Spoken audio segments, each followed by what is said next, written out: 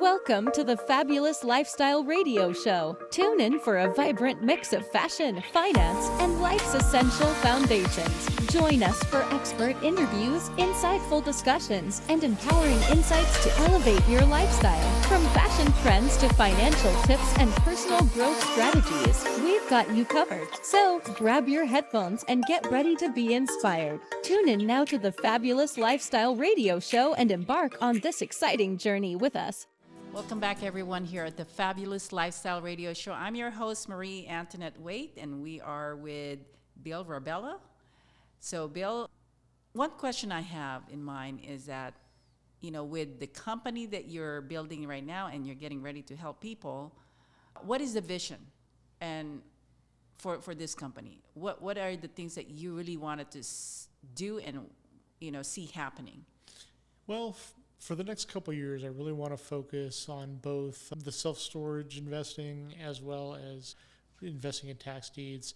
I see being able to invest with tax deeds as sort of a foundation of it all, to be able to bring in money for investing in myself in storage, as well as bringing in other people's money. So can we talk about tax deed? What is that? What's the process of that? So counties across America, and they all do this differently. The rules are set by state, but a lot of the counties can run these their own way. You have tax lien certificates and tax deeds, and some states do one, some states do the other. Some are a bit of a hybrid of both. So if you own property in a county, you owe property taxes. Mm-hmm. And if you become delinquent on these property taxes, the county charges you some interest on it.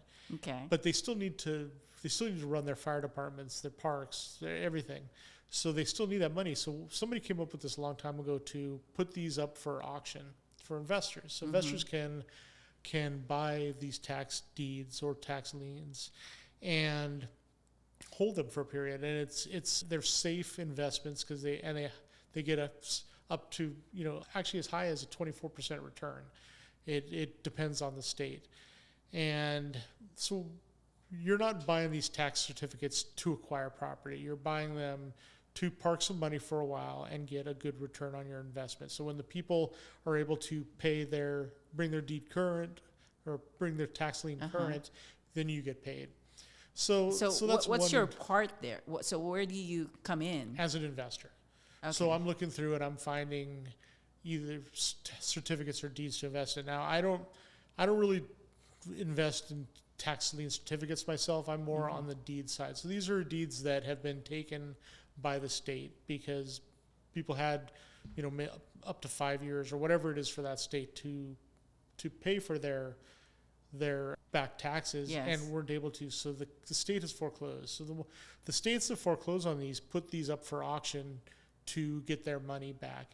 And then anything additional typically goes actually to the property owner once any liens that are paid off on the property. So as a real estate investor, you come in and get these properties? Yeah. And then you offer it to people and is that how it works? Well, so the way I do it is if I buy a property through this acquisition process, through a deed, and let's say I'm the winning bidder at an auction and I win this property. So I have the option to either sell it outright, to fix it up or sell it, to flip it to a contractor that wants to, or a developer that wants it. You can rent it out. You can do different creative ways of selling it, which is kind of what I'm more interested in. So anything that I want to buy and hold, it could be a rental, but more likely I'm probably going to do seller financing and just hold the note. That way somebody else is able to buy the property.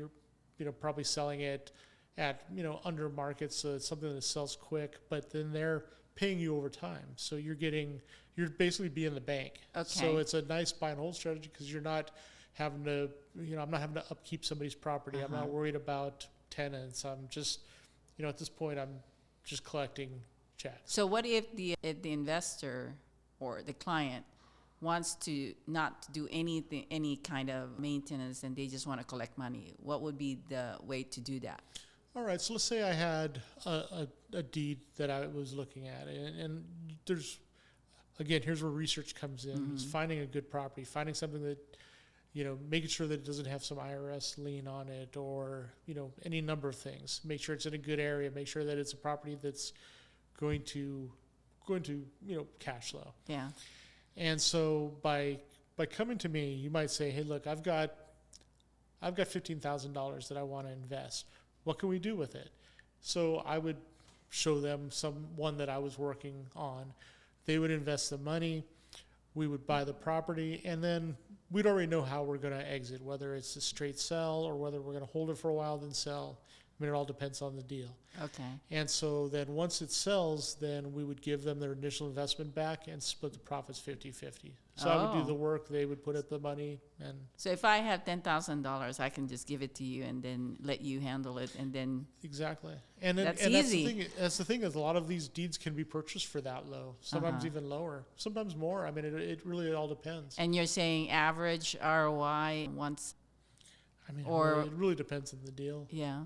Yeah, and how we decide to exit it. We might want to put more money into it to fix and flip it. We might want to just flip it quick to an investor. It really depends on the needs of the person coming to me. The way I do it myself is kind of a combination of both. I do what I call the active investing, or it'd be a quick flip just to bring in some cash to invest in other ones, or the more long-term passive buy and holds, which has a lot of tax benefits. And but a lot of it is getting seed money through the tax deed investing for my self-storage properties, which is I think just really a great asset class for putting your money into, for investing for real long-term wealth. And it's an asset that doesn't default. It's the lowest defaulting commercial real estate asset in our country. Okay, so let's take them to the self-storage. Okay. So what is the process for someone to be a part of that? Well, so for self-storage, if I was going to put together a deal bringing in investors, it would be more than one, more likely. It really kind of depends on the size of the deal. But what we would be doing would be bringing in enough money for a down payment and for initial operating costs. And it all depends on the size of the deal and how many people we're bringing in. But typically we're finding something right now where a lot of great deals are coming are from sellers that are willing to hold the note themselves, basically seller finance their properties. And we're finding some great deals, a lot of great deals out there.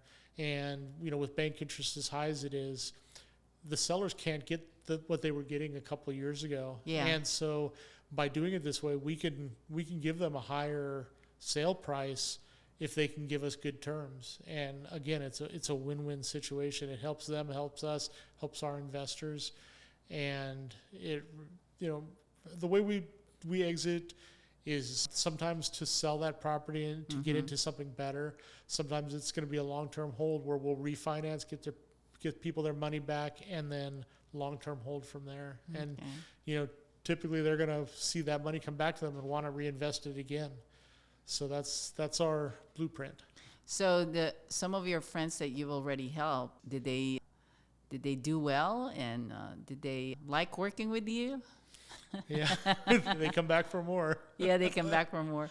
Yeah. That is so amazing. I think it's incredible to have someone with your credentials, being in the information technology and then being a current government employee. I mean, it is good to have someone that you can trust and have the knowledge to improve your life. I mean, the fact that you are trying to also make sure that you are also winning. I mean, they can be a part of what you're aiming in terms of improving your life, right? Yeah. Well, not everybody has the want or the know-how to do it themselves, but they've got these 401ks sitting around doing nothing. I call it lazy money. Like let's get it working. So what they're making in the 401k is not really good enough to just leave it there. How many people are actively looking at their 401ks, especially if you've got a number of them that are maybe sitting around just doing nothing. I mean, you could put those in a self-directed IRA, or there's other vehicles that you can put them in to invest that money in real estate. And if we could put our money together with multiple people, there's a lot we can do a lot more. Yeah, and using a self-directed IRA, they don't have to pay taxes, right? Correct. Yeah, that money Okay. can sit in there and grow, and you don't have to pay taxes until retirement. So they have to roll it over from their 401k. But this is not.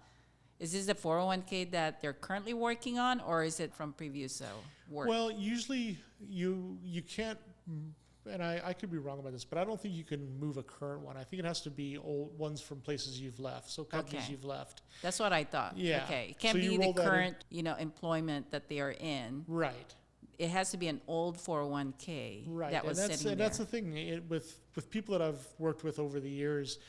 It's a job where you move around. You go from you might be at a company for 3 years and you're at another company, and it's just the way the IT works, and technology. I work with a lot of software engineers. They all work for one company for a while, move, and we leave behind this trail of 401ks, and so you can move it into an IRA. I mean, that's very common, but if you move it into an IRA with Vanguard, then you're just going to be you're going to be buying Vanguard stocks. That's all you can do with it. Okay. By doing a self-directed IRA with a company that allows you to invest in other forms, you can invest in real estate. And so and you can combine your investment with many other people. And that's where the real power comes in. So us little guys can actually do what a bigger company can do.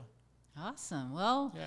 I learned a lot from you, Bill. So we're going to go take another commercial break, and we will be right back. Don't go away. This is the Fabulous Lifestyle Radio Show, and I'm your host, Marie Antoinette. Welcome to the Fabulous Lifestyle Radio Show, where we talk about food, fashion, finance, and foundations of life. We are live on KCAA Radio Broadcasting Network. KCAA is affiliated with CNBC, NBC News, and NBC Sports. We are sponsored by Sheltered Studios, Fire Connect, and Building Solid Foundation.